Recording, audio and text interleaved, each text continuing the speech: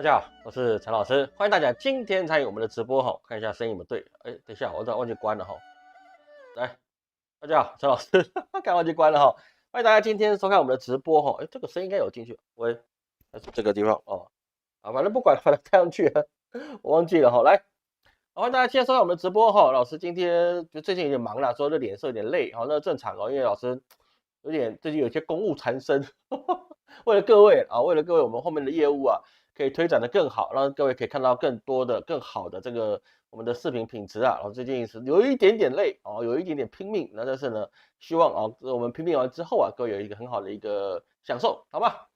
好，那我们开始哈。那首先我们提一下，我们4月2日的晚上，这个怎么凌晨呢？就4月1日晚上12点哈，我们的这一次的一个清明祖德回向名扬两地大法会就会截止报名了。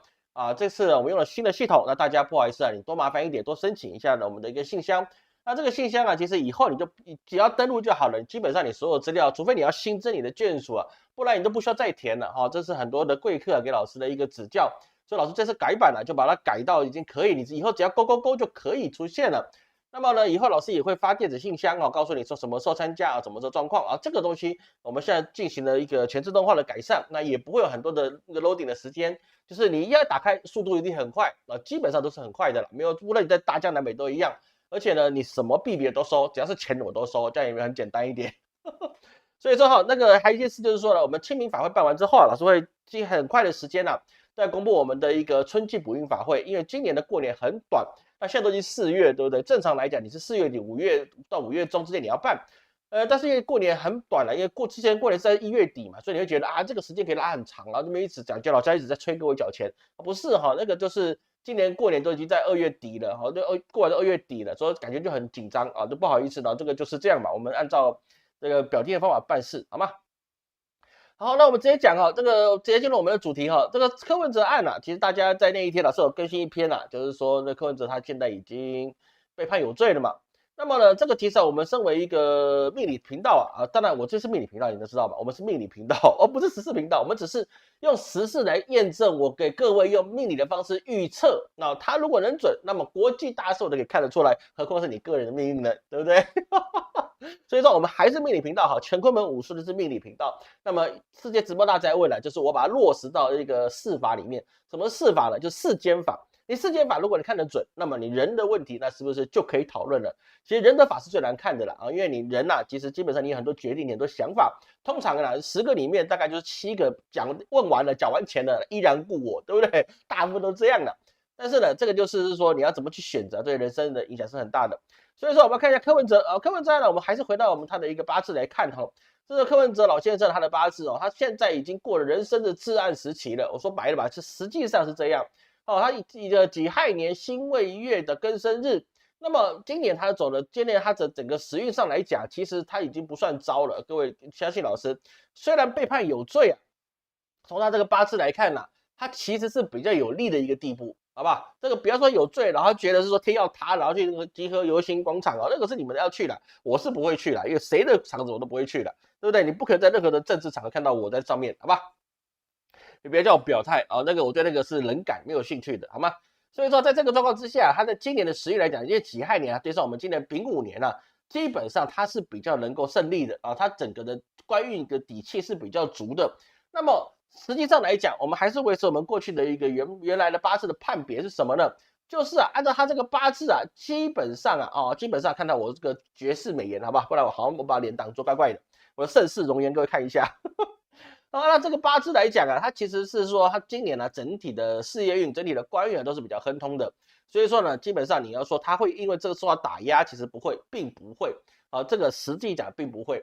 那么在这个状况之下，他还有没有政治路可以走呢？其实我们好像我刚才有看一下柯文哲的一个剪影就是他们今年游戏今天嘛，好像今天嘛，对，他们去那个集会嘛，对不对？还黄国昌那边去集会嘛。然后他还是一样就是说他坚持他自己的一个道路在，他也知道他自己已经60几岁了再过下去他已经没办法选总统了，因为你在这个你一审到2审之间你没有个一年或1年半的时间基本上你这个要打到过这很难的时间了，你就时间大概都1年到1年半的时间。那么1年半的时间，你现在都已经2026年了，1年半你都到2028年了。2028年的时候你都要选总统，然后那个时候如果你还是褫夺公权，因为你二审就算赢或输都是一样，除非你二审赢嘛。但是我们现在看起来赢的概率不高啊。这我们从命理上来讲，还有老师自己之前是做法律系的，本身来讲本科来讲，那么你基本上你二审打完了，无论谁赢或谁输都一样啊。他如果赢了，那当然他会选总统，但是我相信他赶不上那个时间了，因为你要递交报名表啊，还要造势啊，整个资源啊，你不可能民众党或国民党把资源放在身上，这个基本上不可能的。总统大位只要还能选，就轮不到他，因为他的资源不够，而且加上他的一个名气啊，只用在台那个什么，算是台中以北他才有名气啊，他在后面其实基本上大家知道，即使有可能啊，好不好？我不是法官啊，不要问我说老师他是不是冤枉的，我不是法官，我不知道他是不是冤枉的。那我们可以看看现实的案件是不是了。但是呢，就在这个来讲的话，他的名气其实过不了那么多，因为他本身的官运呢，已经在这个2024年了就已经燃烧殆尽了啊。那个时候跟各位去讲，很多人想跟老师对赌，他说没有用，对赌我一定是我赢嘛，我赢的概率一定比你高嘛，因为我不是凭感觉，我是凭这个命理的一个状态来看。所以在这个状况之下，他今年不好，但是他明年很好。这个时候来讲的话，他整个明年的运啊会越来越好，各位的运越来越好。但是他没有办法当官，因为官运已经耗竭了，好吧？这样各位支持那个柯文哲的有没有开心一点？就是他除了不能当官，其他都行。这样行不行了吧？这样跟你讲可以了吧？好不好？好，这个各位想知道应该就是他后面会不会很惨很惨？不会哈，他不会很惨很惨，因为他就是整个时运已经开了啊，这个时运已经开了，开到什么状况呢？就是你除了不能当官，你都可以啊。今年身体健康比较差一点，他今年身体健康真的是不好，疲于奔命，或是他这个有一些神经炎的问题可能会出现。那其他的部分也就还好啊，其他部分还好，就睡不好而已嘛，就睡不好，吃不香，然后那个整个状况心情状况很不好之外，其他的大问题其实基本上是比较是没有的啊，比较是没有，就是整个人打击很大，心理状况不好，或是有些因为压力产生的一些疾病，跟神经性比较有关系的啦。啊，这个东西没办法啊，因为遭逢这样子的判决，他一定觉得不公平嘛。他觉得公不公平啊？不是我觉得公不公平，好不好？我他妈就是一个算命的，不要是说啊，你这个问者靠腰，他妈我就是一个算命的，好不好？所以说呢，在这个状况之下，他后面就越来越好，没有什么太大的问题，好吧？这个各位请支持者请放心。那么你觉得他有罪的，那就说有罪，你就觉得他有罪吧，反正又不是我，对不对？我管他有罪没罪啊，是不是？那接下来看的话，他的罪名大概是什么呢？其实我们稍微去理解一下，他的罪名其实蛮简单，就是收了210万的汇款。那个所谓的 Excel 表这个东西啊，基本上是不被法官所承认，就是那个1500万 Excel 那个小审1500这个东西。但是这个有意思，就是小审1500，如果他不被法官认可，然后呢沈庆金却被判刑了，这个我也觉得是蛮有意思的事情。那你既然是说那个小审1500万不合，然后呢那个沈庆金被判了10年，对不对？应小孩被判了15年。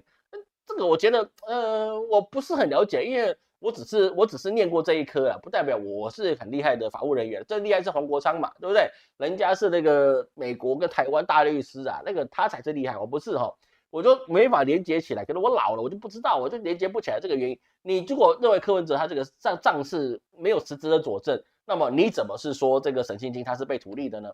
这个逻辑上也是有问题的。当然，实际上来讲的话，他的认定的标准啊，就是那210万的政治现金啊，人家认为是说它是前金或者后谢。但是呢，这个210万的现金呢，它是流入到民众党的专户里面，你也不是给柯文哲他自己的 account bank 里面，那他不是他自己的这个银行账户里面，你也是给了民众党的。所以说，在这个状况之下，也不是柯文哲他收了他没有交出来210万，他收210万干嘛？他当了医生当了那么久的时间。他要收赃款，你也不是说一笔210万吧？你要收个2100万，我觉得他还有点机会。你他妈收个210万，对一个外科医生，甚至是已经当到这么高的位阶的，然后呢，你突然就说210万，我就觉得有点困难了。人贪心只会有，但是他是不是有这个状况？我觉得那是有一些争议的地方了。所以说这个事情啊，各位怎么看呢？我觉得是说台湾嘛，我们台湾呢这个古早的传言啊，老师在短片中也有讲过。台湾的古老传言是什么呢？就是一审重判，二审轻判，三审猪脚面线。他能不能唱三审一定的嘛，对不对？你一审谁赢谁输都一定往上去上诉嘛，是不是？最重要是他一审必须要有罪嘛，不然怎么褫夺公权呢？对不对？那这个状况就是蛮有意思的。二审有没有罪？那你检察官也会上诉嘛，对不对？所以这个案子到三审的是很正常的。所以说你看我们前阵子才进去的那个蔡正元，他那个案子拖几年了？蔡正元他这案拖几年了？他老板是他。然后呢，他买的人也是他，然后呢自己图利自己，然后被关进去了。那为什么我不知道？我也不是律师，我也不是法官，一定有他的原因，法官才会这样判的。那至于什么我不知道，我他妈就是一个算命的，各位懂老师意思吗？我就是一个算命的，好吧？我就是一个算命的，所以说我不知道，就是为什么你是老板，然后呢你被判图利你自己，然后你被关进去啊，真的是很有意思的事情。但是这个案子拖几年，对不对？你拖了快10年，好像8年还是10年了，对不对？这个案子拖了8年快10年了，所以这个蔡正元他也是拖了那么久。那所以说你说柯文哲这个案子拖多久？不知道啊，不知道。所以说他在从政的概率基本上是等于0的，好吧？这个跟我们之前所预测到的结果基本上是不谋而合的。当然我也知道很多人看那个柯文哲被放出来的时候啊，大家都很开心，然后结果他可以再领导台湾民众党，然后再去选一次总统。那目前来看，我们几乎可以确定他没有办法选总统，因为褫夺公权的年份啊，你在你胜诉之前。宣判无罪之前，甚至你要3审之前，你这个基本上都还在争议之中，所以说他不一定会入狱，因为你要入狱的话，其实1审、2审、3审你都不会入狱，除非法官觉得你有串证的嫌疑，或者是记者所说串证的嫌疑，或是你有逃亡的可能啊，法官才会申请羁押禁见。那么在这个状况之下，已经被宣判了，那柯文哲会不会被羁押禁见呢？这个要比较难一点啊，因为在这个状况来讲，它不是重大刑案，因为210万。你要说它是重大刑案，因为没有所谓的杀人放火，对不对？那个基本上你是比较难，是说你要让他该怎么讲呢？你要去潜逃出境，为了210万，我觉得这个概率是比较低，因为你还有2审嘛。所以这个目前你要加进去，我个人的认为啊，不是算命的，因为算命他今年是比较有可能会进去的，但是呢，就是我个人认为这个概率是比较低的，好吗？这概率是比较低的。所以说这个整个台湾的司法，其实我们要去看，好吧？我们就观察一下，事实是如何，我们私下你可以自己有畅所欲言，但是请各位知道，我们老师在身为一个半的工作人物啊，我在这个整个在直播的过程中我只能跟各位讲，我是坚决拥护政府，绝对是信仰我们的这个所谓的民主的灯塔，好不好？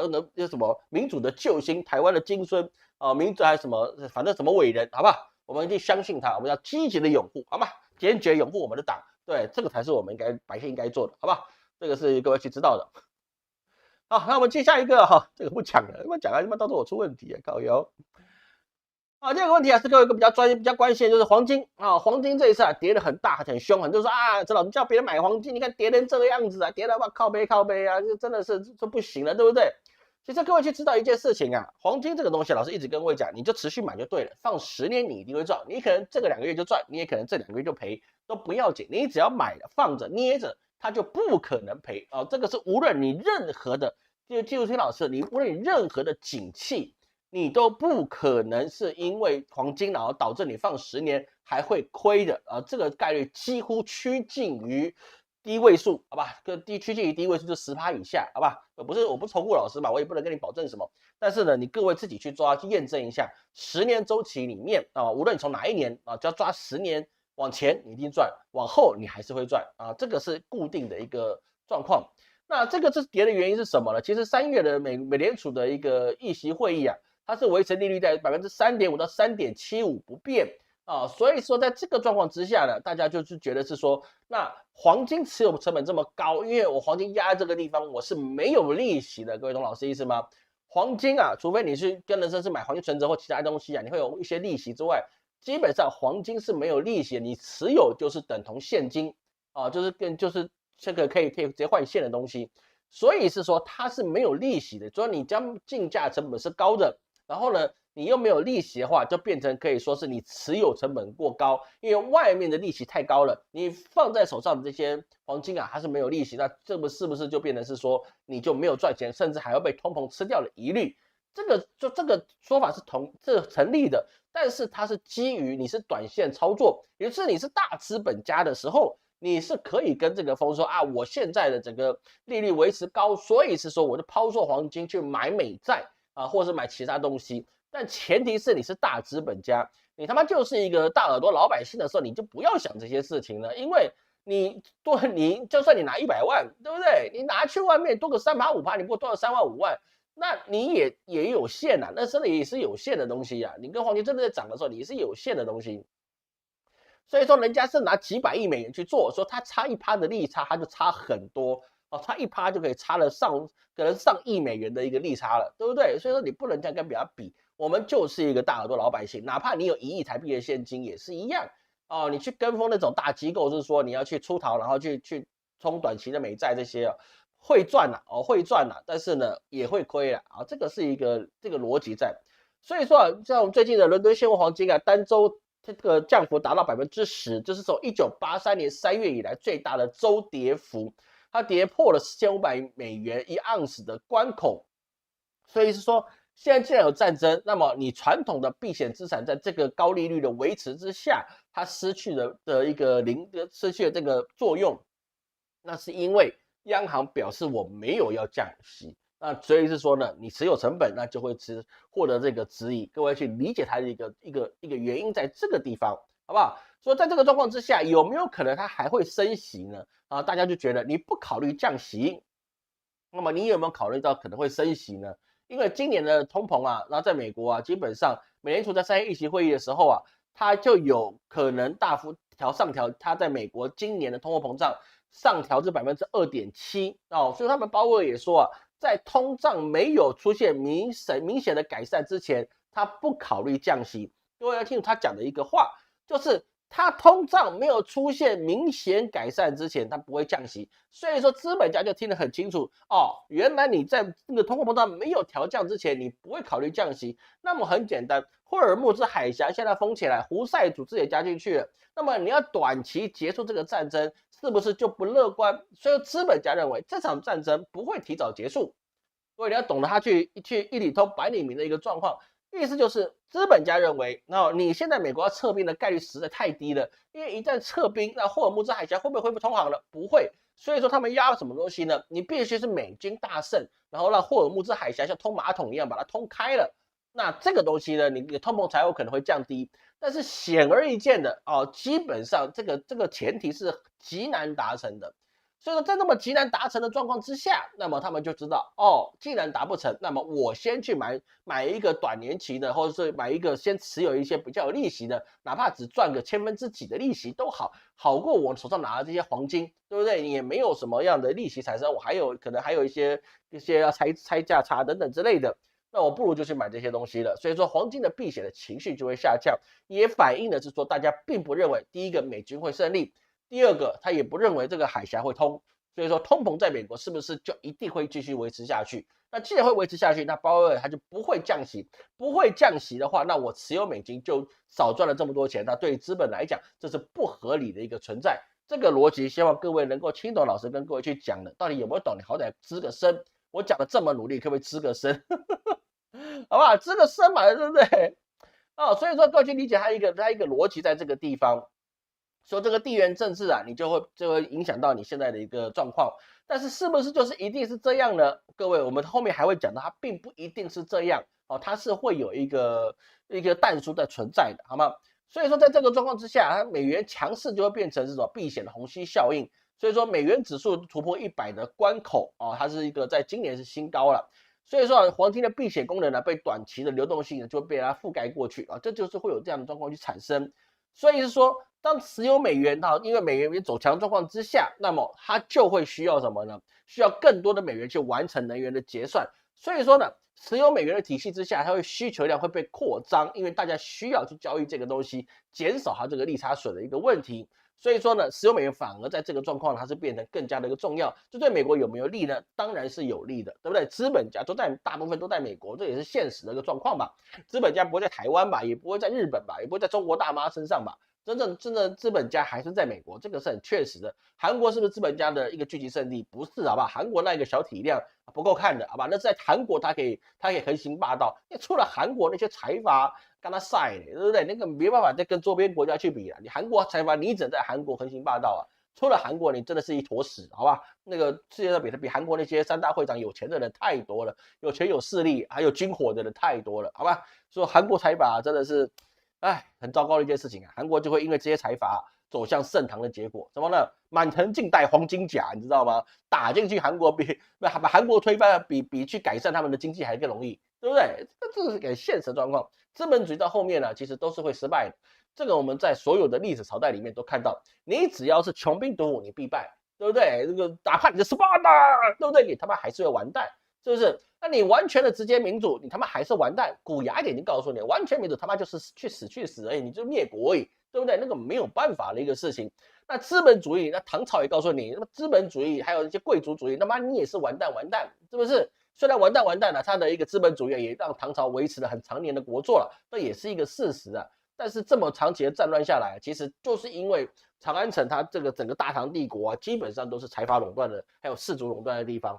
所以唐朝才会在一倒了之后啊，后面就变成了五代十国，就变成纷乱。因为资本家拉了太久，百姓已经不知道该听谁的话了。如果你没有资本家的话，那么我谁都可以称王的状况之下，百姓随意而来，反正算了，反正不是唐朝，我还能是什么呢？对不对？所以就变成隋唐五代十国，那后面才有赵匡胤开始，哎呀，你真是害苦了朕啊，对不对？才有宋朝，后面才恢复大一统地方。所以说，整个世界各位去知道，制度不可能是说你一成不变的，你就坚持这个就到底，这个是很难的。我说哪里都是一样，哪怕是中国也是一样。中国该死的就是欢乐斗地主的模式，对不对？中国欢乐斗地主那能这样说不能讲，但实际上我们知道它的一个状况就是欢乐斗地主导致它的经济落后很长嘛，对不对？它经济落后很长就是欢乐斗地主嘛。那他能不能继续坚持他的共产政策呢？不行嘛。所以说到现在才有习近平说中国主义的中国式的社会主义嘛，对不对？那你因为你制度必须要改，你不调，那你就是死路一条，是不是？这个东西是一个很明确的状况。但是我们看到美国建国这200多年来啊，它的一个制度是基本上，只有改的越来越畸形，就是改到让越来越偏向财阀小政府的模式。其实当时是怎么样？一群的这些民兵的领袖，所以说呢，大家一起造反成功了。那么这些民兵领袖，他又不是赵匡胤，他手握重兵的人，大家都是地主，你知道吗？大家都是地主。到现在美国到处都大地主，封建的庄园一大堆。各位，你真的去了解美国，你会发现那个美国梦是好莱坞告诉你的，而且是财阀告诉你的美国梦，它不是真正的美国。所以你会发现，它整个庄园一个庄园一个庄园一个庄园都是，甚至连士兵都可以去养。比如说洛克菲勒家族，他们自己就有一大片的一些美国的农地哦，这个东西是很可怕的一件事情。所以在这个状况之下，当美国建国之后，他们就给他们这些将领，给他们一个什么各个州啊，然后各个的一些权利，承诺像周天子一样，哎，你们陪我造反，赢了天下大加分，对不对？那美国当真了，周天子也当真了。说周天子啊，除了洛邑那一块地方之外啊，他就算连朝歌都封给了那个这个什么纣王他的一个子孙，对不对？所以到后面就变成说周天子的你管辖权力太小了，是不是这样？我们都读过历史嘛。周天子你跟那个春秋的五霸战国七雄比起来，他的领地真他妈小，你只能靠道德规劝，还有就是宗族之间，然后你去号令他说你必须听我的，因为我是天子，对，天子传奇是不是？雷震九天是不是？还有什么那个看过的港漫黄玉郎的，我那个年代的啦，对不对？是不是啊？在那个状况之下，才那到后面是反不反？都反。周天子、周朝、东周、西周600年，是不是600年、800年？我忘了，反正就几百年，最长的一个王朝了，对不对？那美国也是一样啊，你答应这些人，这些所谓的提枪上阵的，到处去封，你们都各自管各自的，那权力给我，你们都听我的就好。周天子的朝代就是这样来的。那所以说，这次如果川普兵败，那这个问题就会变得很大。因为为什么呢？因为皇帝是不能够见血的，不能见血条的。所以我们一直在讲这件事情啊，各位去理解它的一个状况。所以现在整个是流动性产生了一个危机，那这就会变得很危险的一个地方。那在这个状况之下，那你说陈老师，你不要规避你自己的过错，你让人家去买黄金，现在跌了这么多，你要不要出来道个歉，负责一下？那我就问你一件事情。在2013年起来，2013年跌起来最高的一个跌幅是在最近。那2013年为什么是说2013年以来呢？因为2013年的时候啊，美联储这个释放了要缩减 QE 的信号。2013年，哦靠，感觉好像很近，结果它很远了，对不对？所以它单日就黄金暴跌9%，全年跌了28%。它是怎么样呢？就是黄金跌得很重，跌到将近30%状况之下，是不是？所以在这个状况之下，我们就知道一件事情啊，知道一件事情是什么？2013年到2023年，它有没有涨回来？答案是有的。为什么？因为在2020年到2021年，我们伟大的川宝宝，也就是我们特朗普川建国啊，他宣布了零利率跟无限 QE， 那是因为新冠疫情嘛啊，他说他就干了这些事，说黄金上涨70%至历史高点。请问一下，到10年了没有？我就问各位，到10年了没有？你2013年跌了将近30%，我们就不要说28%，我就跟你讲33%好不好？到了2021年就已经上涨了70%，这是不是一个道理存在？对，是不是道理存在？那就是一个道理存在啊，就它这个周期你是没办法去撼动它的。到2022年啊，又进入加息的一个周期了，对不对？那它的下跌幅度是1%，啊，下跌1%，所以呢，是因为美元指数的创20年的新高。所以说啊，在这个状况之下，它不是一个是说一定会发生什么事情，然后导致说你要怎么去操作它，你才能从黄金里面赚钱。黄金它是逃不出10年的规范，你只要放10年，几乎都是赚。你可以拿数字来辩驳我都没有问题，我一定会同意哦。maybe 我这里暂时没找到，但是你可能找得到，10年你还亏本的，但是基本上是比较难的，因为10年啊，就到现在这个政治制度来讲，10年来最少你都换2任总统。最少你都换2任总统了，对不对？两任最久就是8年嘛，你10年你就改朝换代，改朝换代，你整个经济局势，你的整个的一个计算方式都会变不一样。就更简单一点，现在是2026年，请问你2016年买的黄金到现在，你有没有赔？可能赔吗？回答我 ，Look at my eyes，对不对？我不要讲2013年，我就讲2016年，你买黄金到现在可能会赔吗？所以你不要说1个月赔就觉得啊，整个世界反转了，对不对？算命都骗人的，没有，我们讲的是科学，算命也是科学。你可以觉得是玄学，玄学是因为你看不懂就觉得它很玄，看得懂人觉得它很科学，因为它一定会这样，一定会这样，就像柯文哲一样，我觉得他一定会这样，后面还有没有放出来是一回事，但是我觉得也就是会这样啊，这个是我们的一个看法，在这个地方。所以我们要去理解啊，你整个世界局势跟黄金啊，它其实是有一些连带的关系的，好吗？我看各位有什么问题哈？大家好，大家好，拜师学艺要教数序，当然要教啊，怎么不教呢？一定是要教啊，对不对？为什么不教呢？教奇门啊，我现在还没有直接教到我自己的一个学生。那奇门这个东西啊，这个用处太大了啊，用处太大了。我考虑，今年不会教，好吧？今年不会教啊，这个是可以确定的事情啊。奇门呢，它是一个很厉害的学问，因为我没办法把控我的学生到底会不会乱七八糟，这个很重要的一个事情，好吗？教那个学费是一定要的，我说学费怎么？奇门一定是很贵，奇门你不要想3万6万可以学到，奇门最少都是台币6位数，100%还是6位数，你不可能低过6位数了，好吧？这个是我们可以跟各位保证，你要有一定的经济实力，你有一定的经济实力啊，基本上你就不会为了蝇头小利去出卖别人了，我觉得这个事情是很重要的，好吗？赛5.0资本主义资本主义到头部的关于生死啊，看那个书不错，可以多去看嘛。去年下半年梦到黄金，梦到涨到1200，当时黄金900左右，有没有抓地方去买，对不对？如果中国人信基督，会不会死后地府不收？你以为信了基督之后，然后你去阴曹地府就说啊你没罪，你上天国，你想太多了，好吧？你想太多了，好吧？那个想太多了，好不好？地府是地府，好吧？那个各自有各自的机构，有各自机构的一个这个运作的方式，好吗？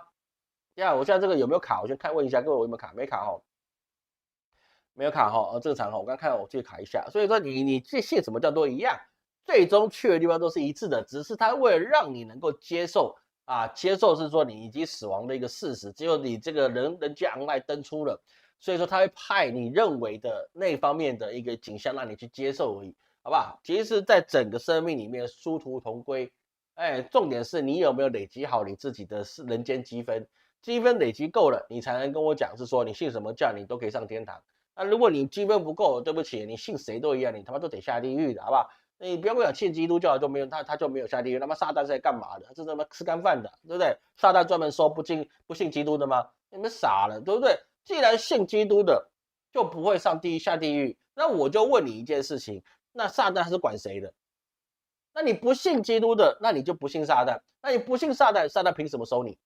那这是一个悖论，你懂我意思吗？如果信基督都会上天堂，那个撒旦那边没有生意的，对不对？他也不要跟你交易了，是不是？就很简单，你做错事，撒旦还是收你，对不对？撒旦他就扛下这个业绩，他本来就是大天使嘛，对不对？那撒旦本来就大天使啊，大天使那个总是有人要下去背个锅执行业务嘛。所以他就举起手来，伟大的上帝，全能的上帝，这个锅我来背，这个锅我来背。所以说呢，药师琉璃光地藏王菩萨、药师琉璃光如来，他们都各自有各自的法相啊，或者是观世音菩萨也是一样，各自各自的法相啊。因为每一个人他修到观音的果位的时候，每一个人修到这一件大功德之后，他就会有他应该要为这个世间他想发的愿去做这些事情。所以说，地藏王菩萨发愿地狱不空，誓不成佛。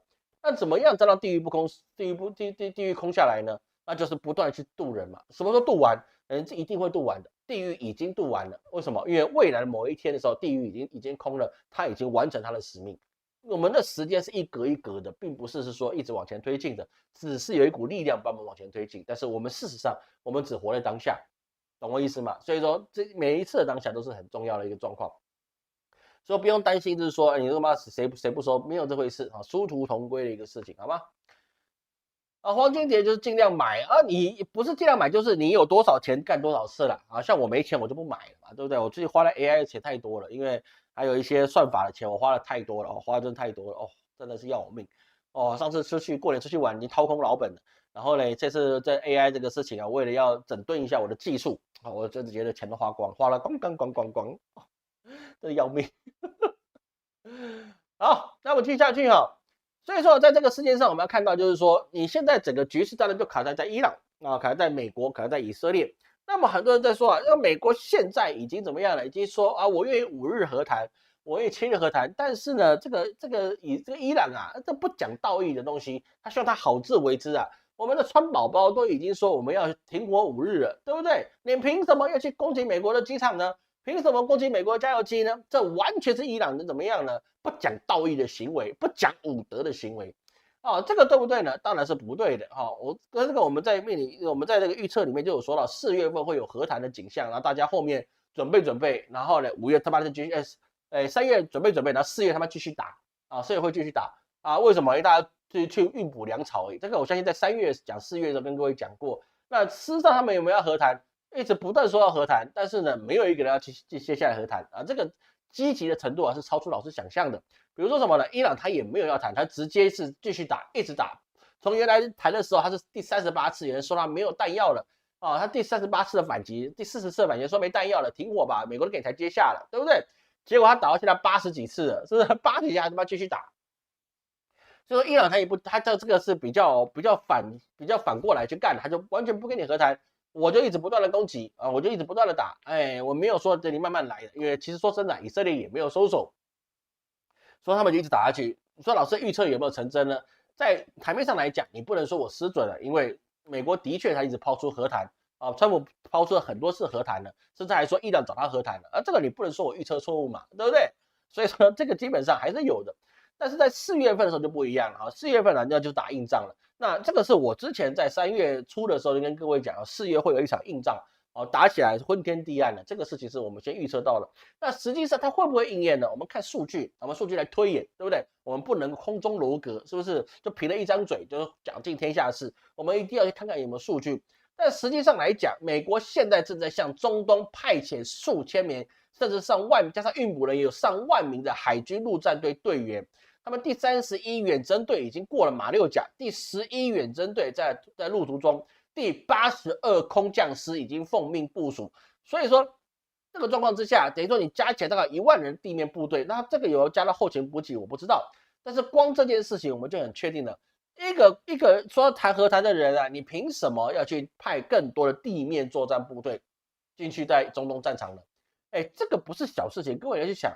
美国现在的国力，你要发动的这个上万人的去战场上面，你要去抛头颅洒热血，这个是真的一个疯狂的豪赌，不是只有你人命的豪赌，你的整个国运都是必息功于一役，你这一次可能就会变成了周天子上权辱国的结果，这是很正常的一件事情。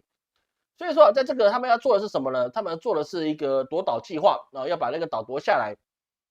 他们的那个布希号航空母舰啊，他也预计就要去跟他交换到中东去部署在那个地方。所以是说啊，它不但是人，它连飞机也至少增加了。比如说，它有一些预警机啊，或是这些预警是为了监察嘛，在地气的这个地方。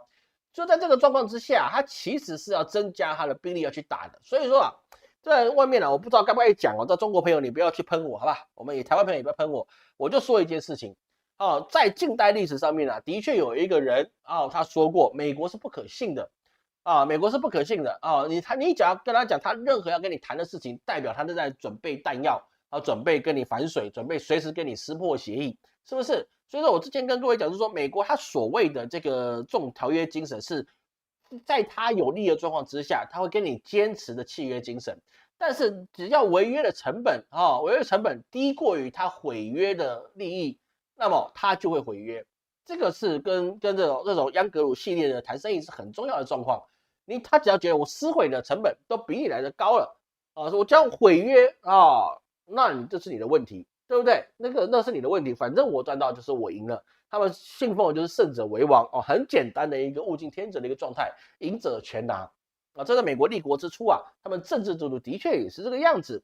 所以说，在这个状况之下，他们说要和谈，基本上我只看一件事情：第一个，你有没有撤退你的运补线；第二个呢，你有没有征兵。那目前来讲，你运补线你也没撤，那征兵你是增加了，那么基本上它代表是说他就要动手了，就这么简单。动手那个基本上是板上钉钉的事情，这个我们不用想说他有没有可能，特朗普有一天说我赢了，然后我就撤退不可能。你在3月可能，4月不可能4月是不可能的，一定打。我这边跟各位讲，那是一定打的一个事情。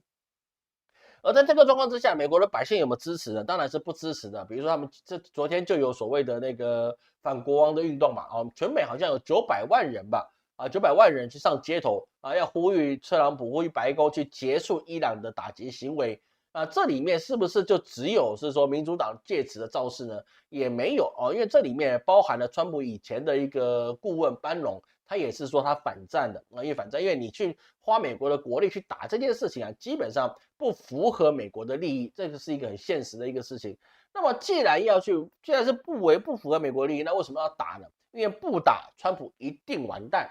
因为你不打，你打赢下去，你真的打赢了，打到底了，别人会说你是条汉子，对不对？因为英雄是从战场上活着回来领勋章的人，我们称他为英雄。但是这是表面英雄，真正的英雄都是上了战场没有回来的那些人，对不对？我们很清楚的事情嘛。你活着回来的人拿奖章称英雄，但真正的英雄都死在前面了。活下来的人怎么会是英雄呢？那只是你运气好，没有被打掉而已这很明白的一件事情。而在这个状况之下，伊朗他自己动员了100万名作战人员那这个状况就变成是说，伊朗他现在是全民皆兵。那美国能不能用1万人去打人家100万人呢？也不会美国没有这么笨。你去占领伊朗，基本上你也养不了人家，他连阿富汗都吃不下去了，你怎么吃得下伊朗呢？对，懂老师意思吗？你连阿富汗都打不下了，你怎么打伊朗呢？这个是一个很现实的一个状况。但是他打不打，不打，你就不是硬汉，你就没有赢的可能，然后你就完蛋了。剩下几年你根本就要么你被弹劾要么你就直接是变成完全众议院跟参议院完全不是你掌握的，而且差的票数可能会非常悬殊有没有这个可能呢？我们看日本就知道了日本这次的这个选举就是压倒性的胜利。所以说呢，执政党就变成是完完全全的掌握日本的整体的政治的走向，对不对？即使现在有些日本还是说他们必须要去让日本去软一点跟中国道歉因为那个自卫队对中国外交官的问题但是实际上那也都是狗吠火车，因为火车太大，你狗太小也是没有什么用的，因为整个执政权在人家手上。那这一次如果说川普没有打赢，那么他又失去了一定席次的一个状况，那么你就有可能是完完全全的失去掌握参众两院的可能性。会不会被弹劾那还其次，实际上是你这样的状况，基本上你未来要做什么事情，你除了不断发总统令或者是特别紧急行动之外，那么基本上你其他事情要做不大可能不大可能，等于是如履薄冰非常忧郁的过完你剩下的一个任期，这对川普来讲是不可接受的一个事情你可以什么都可以丢掉，脸不能丢掉，脸不能丢他什么都可以丢，就是脸不能丢。丢脸这件事情在他所有的人生里面，那不存在的不存在的。无论如何都是 I win， 好吧，我们就是赢了。打那个什么伊朗我们开战2个小时，我们就已经赢了，对不对？赢学嘛，这个大家都知道，现在比较有意思的事情。所以说呢，他要去夺岛，比如说哈尔克岛这个状况，他夺岛或是建立了伊朗的沿海这些地方，建立成滩头堡，这个概率是最高的。因为他没有办法去入侵伊朗本土，因为他有100万的民兵，人家一口唾沫都可以慢慢的把你淹死，而且你再陷入像越战那样的泥沼，那么你根本就不可能可以抽身，是不可能可以抽身，因为你派进去的所有东西都被纠缠在里面啊，你没办法像那个乌克兰战争一样啊，它也可以去打。而最可怕的地方是什么地方呢？乌克兰跟俄罗斯它本身是一个国土，我们还可以去稍微抗衡一下的国力。乌克兰很大，俄罗斯也很大，他们两个进行战争的时候是一个硬碰硬的状况，因为乌克兰后面还有欧盟，还有美国，所以这打起来是一个硬碰硬的状态。是不是？那既然是硬碰硬的状态，那么你基本你会鏖战这么久，说真的，那也真的是认了。但是目前可以看出来，乌克兰的实力陷于下风了啦。那但是你伊朗跟以色列不是一样啊？以色列就那么小小的一块，他把他家底都掏空了，你还要去打这场仗，那没有美国来不行。但是美国，你送他离开千里之外，你无声黑白，对不对？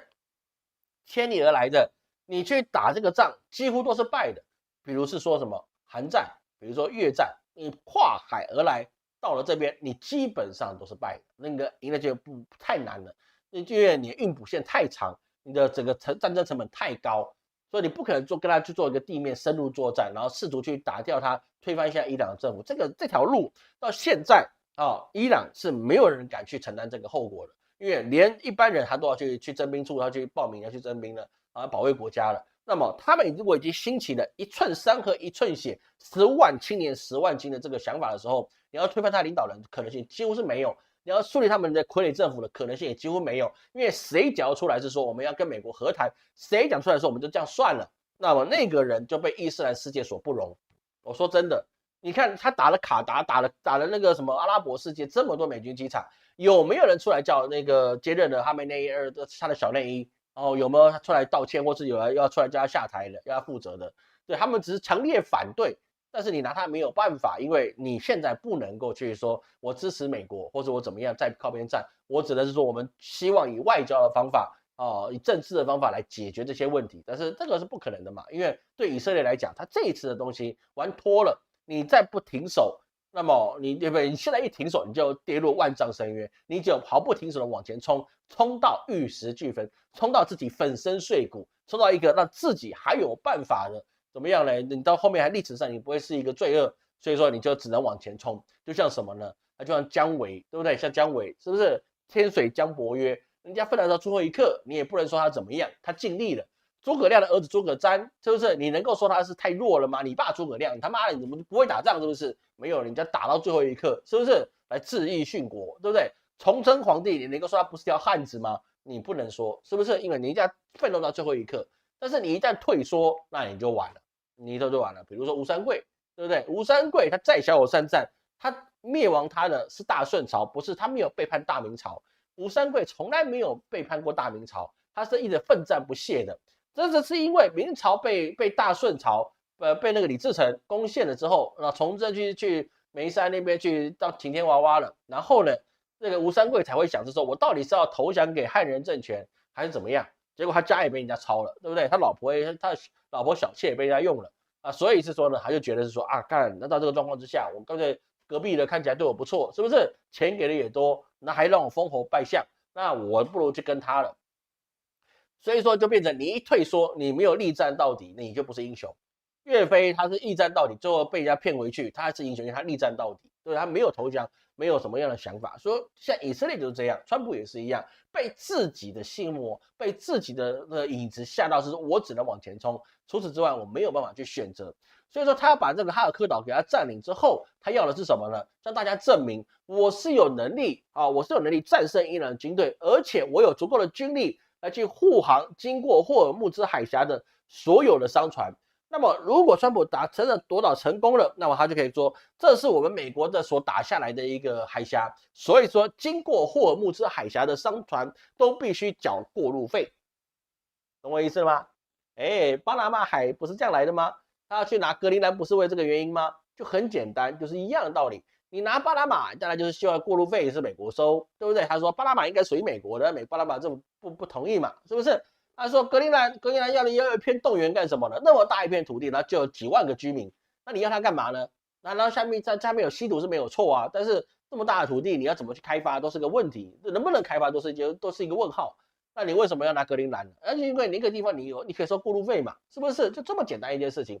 那么他把科尔兹岛拿下来之后，很简单，真的给他打下来了，他一定说你就缴过路费就可以了，我也不收，对不对？我就收你每艘船收个10万美元啊，10万美元就可以了，或者20万美元，或者100万美元，对不对？我收一收就可以了嘛，是不是？这样行不行？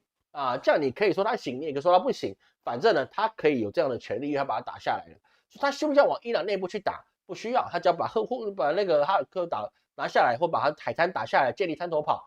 我只要不被打跑，我只要守住了，我就没有问题。我只要守住了啊，我只要守住，我就可以跟你谈条件。那霍尔木兹海峡从今天开始变成川普海峡，不是我讲的，他讲的好不好？他讲的啊，霍尔木兹海峡要变成川普海峡，对不对？那在这个状况之下，那你是不是就可以说，我就不打了，好不好？以色列你别打了，霍尔木兹海峡现在归我管了，那伊朗你也承认霍尔木兹海峡归我管就可以了，好吧？就此之后我们就停火了，我是在这边就赢了。你觉得伊朗同不同意？伊朗肯定不同意，对不对？伊朗肯定不会同意啊，是不是？所以说，你即使建立了滩头堡，你即使就把哈尔科岛打下来了，但是呢，你基本上你也守不住，因为现在打的东西基本上就是无人机。如果你用越战的思维说，我建立了我在比如说越南，它就被美军的南越那边他就已经建立了一个军事基地啊，滩头堡，然后他开始去抵抗那个北越的进攻，胡志明的进攻。那么在这个状况之下，那个在现代战争是不行的，因为当时是靠着阿甘那种大头兵，你去打这场战争的。但现在不是啊，现在人家打的不是燃烧弹，也不是什么东西，人家打的是导弹，你知道吗？打了导弹之外，人家还用什么？还用无人机，对不对？哪一天出现无人，还无那个什么机械狗，你也不用太奇怪，是不是？因为机械狗的技术难度没有那么高没有那么高。无人机其实是比较难的，我跟各位讲，无人机其实是比较难的。机械狗的话，基本上你关键的技术只要获得授权，你自己的量产是没有什么问题的。那么在这个状况之下，你要怎么去面对呢？人家派无人机来一直打你的士兵，你能守了多少？然后导弹一直不断的，人家就近打，就打我的妈！你那个站得很标准那个岛上面，我他妈就血洗，一次发5000枚的火箭弹，然后再加个20枚导弹，你怎么防？回答我 ，Look at my eyes，对不对？说夺下来之后要立刻去宣布和谈，这是他想要做的事情，也符合4月上他有天解星的力量存在。因为4月份呢，它是有天地双解的能量去存在。那天地双解能不能够化解这次战争呢？有困难，我个人认为是有困难，因为它本身的能量其实可以化解大部分，但是你要说完全化解不打这一场，我觉得是基本上是不大可能的一个事情。各位去理解这个事情，我觉得基本上都打，因为他连那空降师陆战队都来了，那打是非打，但是守你是守不住的。各位去看这个世界上应该会这么样去做。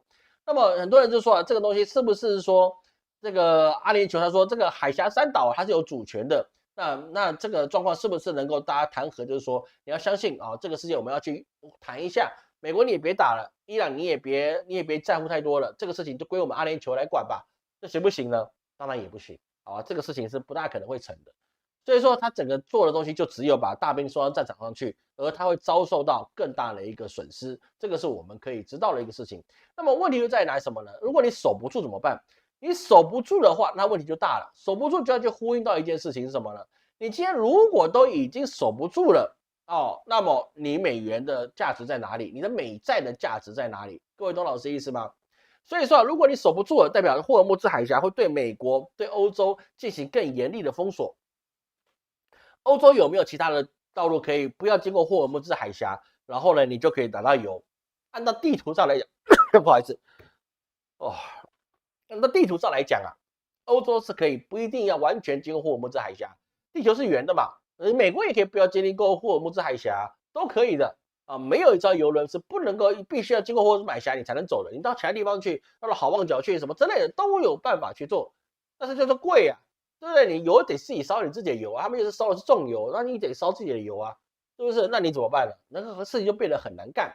所以说，如果他没有守住的状况那它的油价就有可能1个月上涨，有可能这个是老师从那些各方面的预测报来的，这不是我去算命来的，好不好？先跟各位讲，是我算命的人跟你讲算命来的，但这个不是我算命来的这从其他的一些经济预测里面所找到的。如果他没有守住的话，那么他有可能1个月的油价上涨35%到40%之间，等于说它每加仑还高到3%，高到什么3.977美元这个是经济那边所预测的。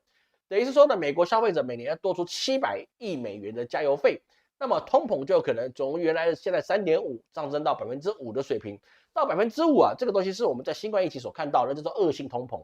5%以上就是恶性通膨了，那5也算了，就是恶性通膨了。所以那个就变成是说，你整个状况就会变得很严重，那么就有可能说你要降息的预测就不大会有了，你就必须高利率啊，你要必须变成长期化。那高利率长期化，那是不是黄金会进一步下跌呢？这个也不是这样啊，我们等一下会讲到这件事情。所以说，如果是说在这个状况，美国真的去打了，那么你要明白，哈尔科岛即使阿联酋是说它的管辖范围，但是它距离伊朗的海岸只有25公里啊，只有20公里。那基本上呢，其实就跟台湾跟大陆差不多了，最窄的地方也大概这么短而已。所以说美军啊，在那个地方就变成活靶子，就是你25公里啊，它怎么打？它用火箭弹打，你都来不及反应。我说真的，25公里啊，用火箭弹打，你美军都来不及防御啊。所以你上去就等于是就是找死，我就明白一件事吧。因为它只要不断的发射火箭弹，低空的火箭弹，你要怎么去防御呢？你拦截库存，你有办法库存1000枚、2000枚、3000枚？人家伊朗如果发5000枚呢，跟当时那个什么哈马斯一样，发5000枚火箭弹呢，你怎么防？不可能嘛，你防不住的嘛。因为现在一个胡塞组织又说他也想来占一杯羹，胡塞组织啊，基本上是没有办法对这个战争有什么样的影响力了。但是他打游击可以的啊，沾一点光是可以的，但实际上他也没什么样的作用。但是他可以发射火箭弹啊，他发射300枚，证明我有参战啊。那美国这300枚你是不是要接呢？你接还是不接？回答我，你接还是不接？那你接了你就完蛋，你不接呢也不行，你必须接，因为你在这边已经夺岛成功了嘛，你能不接吗？所以说啊，你现在包含了 F35啊，有稍有人指正了，F35不是最快的啊，那我接受你的指正，对不对？那但是呢，F35啊，它也被击落了，无伤的这种神话也已经破除了，是不是？那这就有可能产生这样的问题。加上伊朗它现在据大家的估计啊，它每个月还可以造数百枚的导弹，每个月哦，不是每一年哦。哦，那你每个月还得多个数百枚导弹，它能够做到什么时候？不可能无休止的了。打仗的时候，你的物资一定是会有限的啦。但是呢，他如果能够撑3个月，你美国跟以色列就完了。他再撑3个月就够。不要说这个仗打2年了，打2年那个是乌克兰，他地广人稀啊，打2年人家跟你比，打3年跟人家去顶，对，打现在你还打不到基辅。但是呢，以色列就这么一咪咪，对不对？就是一根长长的，就那么一咪咪，像烟斗一样的状况，你怎么跟他打？你打不赢的。你的粮仓、淡水净化厂，还有你的这个石油精炼厂，都在地图上被他看得清清楚楚的。今天都不需要伊朗去调查你的里面有情报人员嘛？他就直接从海外的 Google Map 就可以看到你炼油厂在哪里了嘛？就这么简单的东西，网络上很多人报了伊朗粮仓的位置在哪里嘛？东经几度啊，北纬几度啊，都把你调查清清楚楚的，对不对？那你就打就对了，不打是什么？大家互相留一个底线，你只要不打到底线，我就不打你的底线；你打我底线，我他妈干死你！哎，这是伊朗现在的一个政策，所以说我觉得伊朗后面还是有高人在指点的，现在整个战法跟之前哈梅内伊那个大内伊战的时候啊，是差了非常非常的多。所以说，只要特朗普他一旦没有战胜哦，只要打残了，然后撤军，他可以说他赢了，但是呢，就会变成很大的问题，就是油价可能涨到$200一桶啊，有可能，那这个是有可能，但是要看他是不是真的打，我们要看他是不是真的打，我觉得会打，但是他会不会打到这个那么惨烈的状况，我觉得就是有一些争议的，好吗？这是有些争议的状况，好吧？这我们要去理解这件事情。那么由这个霍尔木兹海峡讲的是石油的一个问题，那我们就要去理解另外一件事情，就是说，如果他把它都封起来，全世界都不好过，那是不是全世界就会跟伊朗作对呢？那你可以这么讲，但是你做不到，为什么？因为伊朗它是明确宣布，中国、俄罗斯、巴基斯坦、伊拉克、印度、孟加拉的这些国家的船是可以安全通过霍尔木兹海峡的，因为这些国家都跟美国不是很理想。你说不对，老师，印度跟美国很理想，阿三的话你也信？对不对？阿三的立场就是我的立场是立场，哎，你其他人来讲什么事情，你只要给我足够的钱，你就是我兄弟。你钱如果没有给我啊，对不起，你哪位？对不对？我们见过面嘛，是不是？对，谁在阿三手上不吃亏的？跟阿三做生意都是吃亏的，那个是没有什么样的争议的。所以大部分呢都是从这个中国、俄罗斯、巴基斯坦啊，巴基斯坦现在也在战争中嘛，对不对？他跟塔利班在战争中，还有伊拉克啊，伊拉克虽然是美国维持，但是他毕竟他还是有国仇家恨。印度孟加拉也没什么太大的屌用了，所以他穷到一个打鼓了，没什么用。那其他就是金砖国家啊，金砖国家的状况啊，所以说他有没有因为这个霍尔木兹海峡而拿翘了？没有啊，他是避免他自己被全面孤立，所以是说他放弃这些比较跟他站队的势力，他只要放过2个国家，基本上就不输了。就谁？你只要放过了中国，放过了印度，基本上你就不输了，因为印度就不会烦你嘛。对不对？不然印度说啊，我这边有批子弹好便宜的，对不对？我有批大炮好便宜的，不然那个特凶你要不要买一点？对不对？我这边大炮好便宜，便宜归便宜啊，但是我不保售后，为什么？因为点火就炸了，可能点火就炸了，对不对？榴弹枪他妈射出去，那点了火他妈炸了，对吧？炸手上不炸别人身上，炸自己手上了，这是那高射炮一发动了，飞机没掉下来自己炸了，是不是？所以他不保售后的，所以说这个状况就避免多一个敌人了，所以他就不会让自己不要炸，不要把美国给炸到。所以说，现在印度也觉得骑虎难下，所以他虽然可以过，但是他也可以选择是跟俄罗斯恢复去购买。那这是美国能不能去抑制到印度那些继续抵制俄罗斯呢？也没有立场了，因为霍尔木兹海峡你玩脱了，那么我不跟他买，你要我去死嘛？也不行啊。而全世界就霍尔木兹海峡可以去做吗？也不是啊。比如说你的沙特的东西管道，然后每一天也可以运700万桶的原油。那阿布扎比的一个原油管道，一天也可以有150万桶的石油。所以说啊，还是可以，对不对？它每一天呢还可以提供到这样子，大概这个很大很大的一个数量。但是啊，霍尔木兹海峡正常来讲啊，正常了，我不是说现在战争了，正常来讲啊，它不是一天700万桶，也不是150万桶，也不是700万加150万桶。霍尔木兹海峡正常的航运量是一天2000万桶，2000万桶的原油。所以是说呢，这个东西就变成是非常庞大的。2000万到底是多少？我说真的，一个油桶这么大，然后一天可以通过2000万桶，我真的觉得这是匪夷所思的数量。那数量大到我没有感觉了，因为太大了，对，大到我无法去想象，像沙滩一样，有几颗沙我不知道，那一片都是沙，对，那个牛9牛1毛，那请问牛总共几只毛？不知道，都是一身毛，对不对？我也不知道，是不是？所以说啊，那另外一部分欧洲能不能呢？欧洲啊，其实它是可以，但是它没办法绕道，因为它的成本太高了。你绕道啊，基本上就很大的影响，而且包含它的 LNG，因为它不能跟俄罗斯买原油，不能跟俄罗斯买那个天然气的时候啊，它就必须要 LNG。这个我们在之前啊4年前我就谈过这件事情了啊，不能去跟俄罗斯买 LNG 的话，那不能买天然气的话，就得去跟中东去买这个 LNG，就是液化天然气，所以它已经盖好了嘛，对不对？所以说它就这个问题就变得很大。哦，所以说啊，这个俄罗斯它有没有怕呢？俄罗斯你放俄罗斯也没用，俄罗斯自己就有能力了，它本身产油国嘛，那也没有什么问题。那其他国家有没有什么问题？比如中国有没有问题呢？中国问题其实是比较没有问题的，因为我们上次讲过，它本身的需求量低。第二个就是说它跟俄罗斯买，第三个是中国已经有自己的地底原油储备哦，那个储备啊，最少都有90天，这个是它中国公开的，就是说它的储备量可以满足他们全国90天的消费需求。不要相信中国人存钱，他是说我身上没钱，我就那2-3万块，不可能。按照中国你去囤油的状况，你跟我讲他可以囤不超过2年，我都信他。为什么？因为中国做事从来不是给你是说我就这么多了，不可能啊，不可能。因为中国大妈，我只买一点黄金，妈一抓出来吧20公斤，那这种人比比皆是好吗？这个是很多的。所以说，在这个状况之下，你说印度它能不能去完完全全的去都没问题呢？啊，是有问题的啊，因为它印度自己的状况现在也在考虑啊，还在考虑说这个是不是真的是只靠霍尔木兹海峡，因为完全得罪美国，但是你不进也不行啊，那个都是一些问题。受影响最大的是谁呢？是不是欧洲？当然也不是哦，我就说了，欧洲它有可以绕道，只是比较贵一点，但是我们要知道，在亚洲最大的问题就是日本、韩国、台湾啊，我们是完完全全是直面这场战争。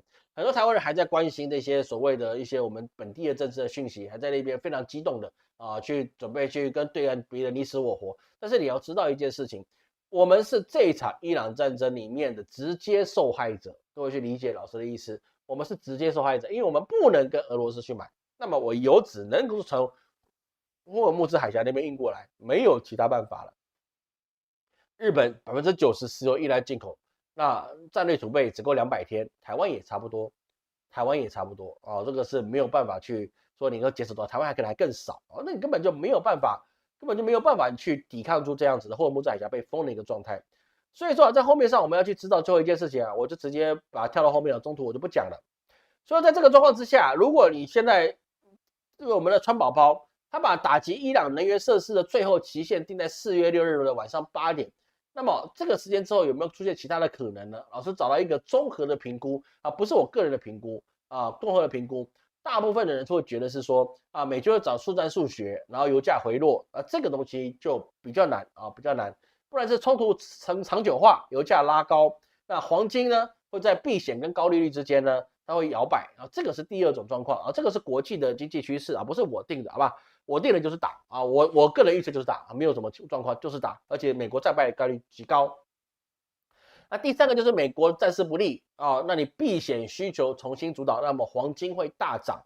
那这个概率呢，我个人的认为是比较高的啊，但是我没有说要鼓吹各位买黄金啊，你也不要跟我买黄金，我他妈也不是什么投顾老师啊，我他妈就是个算命的，好吧？任何你买的那一颗黄金啊，你1分都不会在我的口袋里面，好吗？而且我也名下也没有去，最近也没去买黄金，好吗？所以在这个状况之下，就觉得说，你地缘甚至一旦盘发生了变化，你现在所有的避险情绪，资本就会产生涌动，他就会赶快再去把你黄金再炒起来。那对他来讲，两边都有利。你如果拖着，那么你美元石油就变得比较高了，那我利率高，你美公债你也得付高利。如果打起来了，我趁机有大笔现金，我敲进黄金，资本家敲进黄金，那个是以毫秒级去计算的速度。各位听清楚，是毫秒级，不是你1秒1秒，它是毫秒级去买进的。它毫秒级买进，你是他妈的过了早上睡醒6点半7点上班的发现这个消息的时候，人家持仓都满了，然后黄金已经大涨，然后你只能去砍尾刀。然后呢，还可能会变成亏，砍到最高点，懂我意思吗？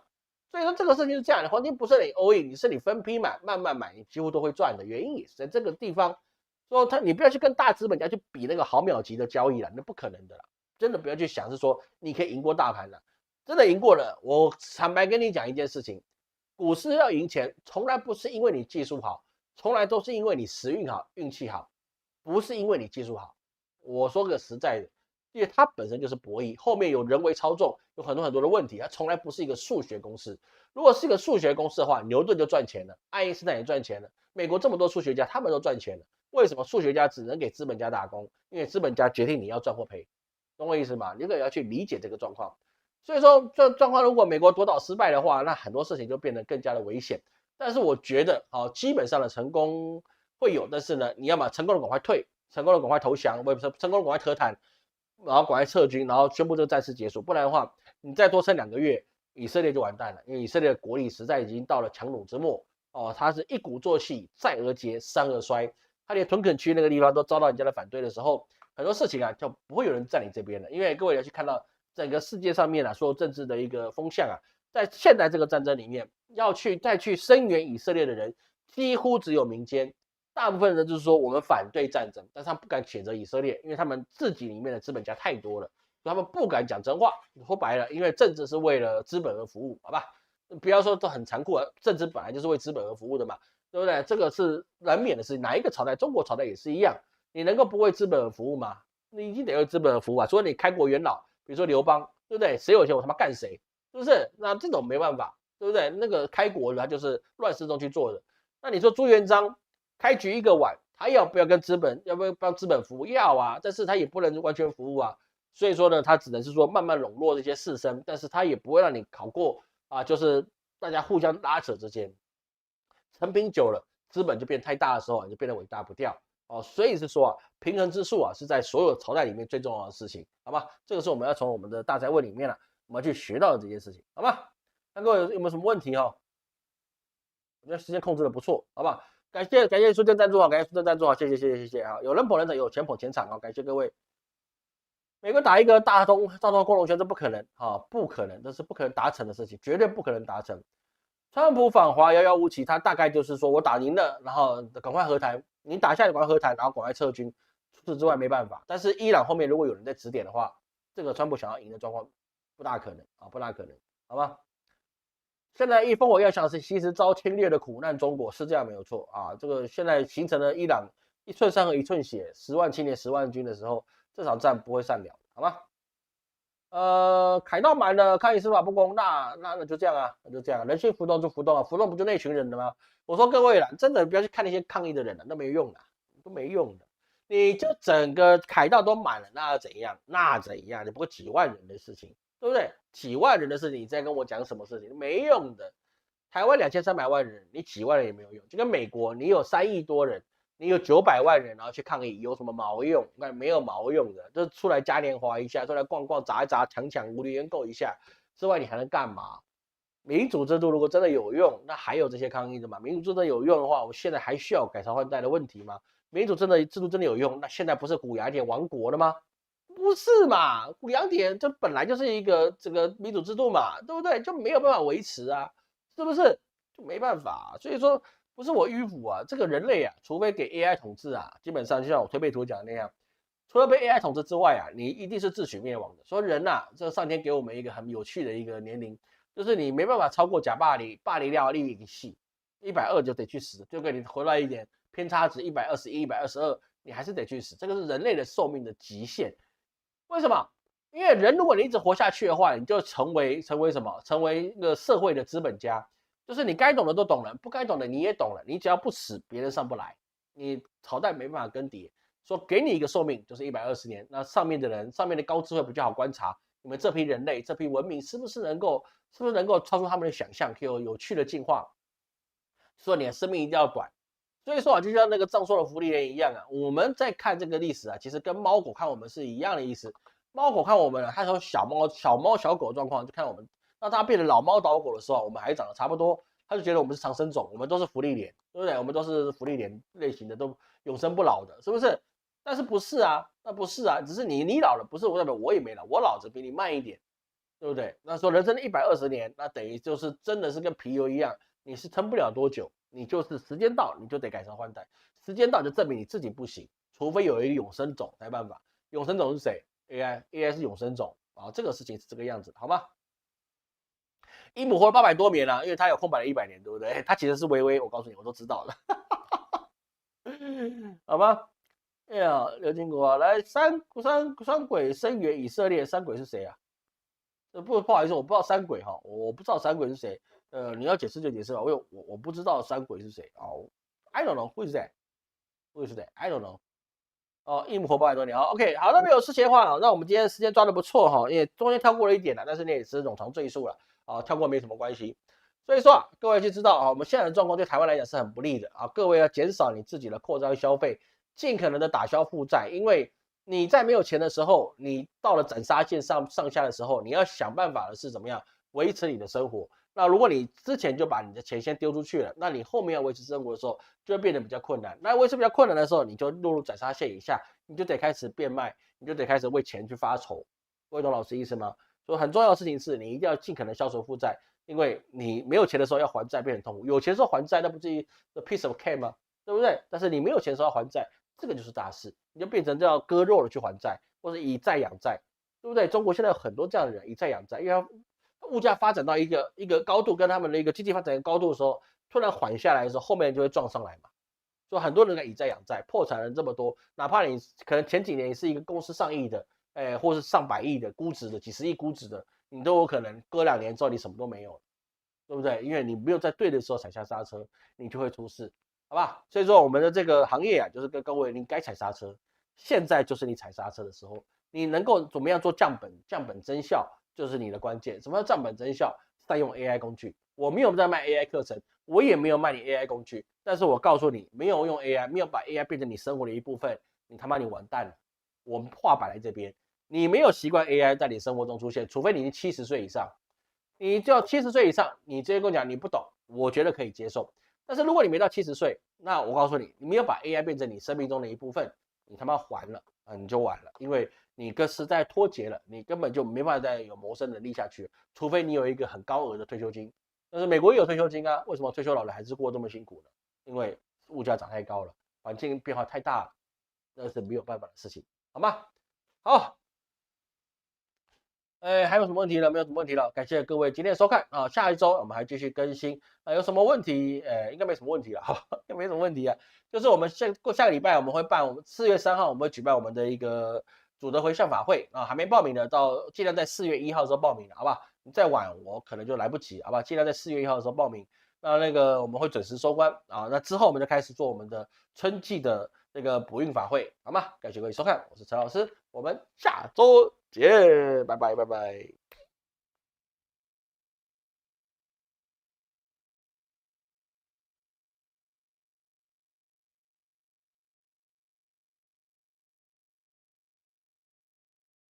AI 变身为一部分，是不是要多用 AI 做生意？